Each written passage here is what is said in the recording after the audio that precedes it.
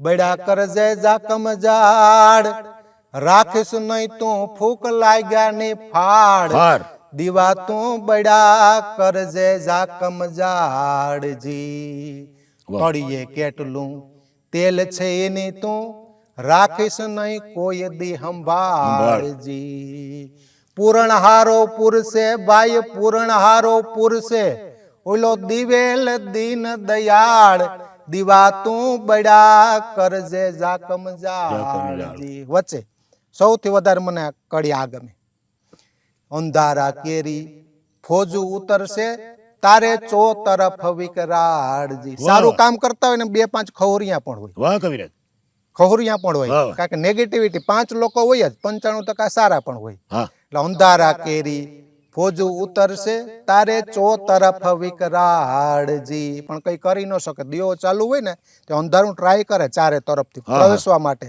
ધીમો ધીમો પવન વાતો હોય, લેરકી વાતું હોય, એટલે અંધારું આપણે કહીએ ને વેઇટ કરીને જ બેઠું કે ક્યારે પવન આને હું બુજાવું, પણ કઈ થાય નહીં. શું કામ ન થાય?